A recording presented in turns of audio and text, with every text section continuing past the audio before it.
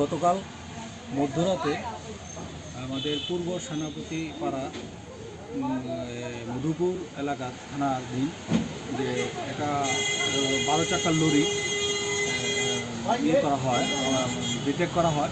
এটার মধ্যে কিছু মালপত্র পাওয়া যাবে এরকম আশায় আমাদের কমলাচকর থানার ওসি এখানে আমাদের গাড়িটা 12 চাকার লরিটাকে অ্যারেস্ট করা হয়। এখানে তারপরে আমাদেরকে সকালবেলা খবর দেওয়া হয় যে এক্সিকিউটিভ ম্যাজিস্ট্রেট হিসাবে আমি ছুটে আসি সকাল 9টায় শালগড় থানাতে। সেখানে তারপরে আমাদের লেবার যারা আমাদের এক্সিকিউটিভ ম্যাজিস্ট্রেট সহ যে গাড়িটা আমাদের করা, সেই গাড়ির নাম্বার হলো UP70CT4611। এই নম্বরের গাড়িতে হঠাৎ করে এগুলো আমাদের যে গাড়িটা আনলোড করা চলছে।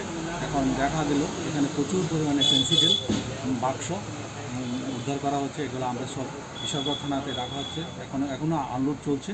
সেই নিরিখে এখানে হিউজ পরিমাণ এখানে পেন্সিল কার্টুন আমরা ডিটেক্ট করেছি।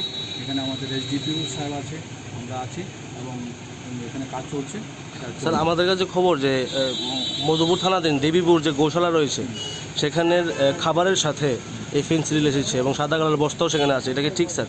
হ্যাঁ, এটা এমনভাবে করা হয়েছে, কৌশলগতভাবে করা হয়েছে। উপরে গোশালার খাবার, তারপরে 3-4টা লেয়ারের পরে তারপরে পেডিগুলো ছিল, পেন্সিলের পেডিগুলো। আমরা এখন পর্যন্ত প্রায় 200 কার্টুন আনলোড হয়েছে, বাকি সব চলছে। যার আনুমানিক মূল্য 1 কোটি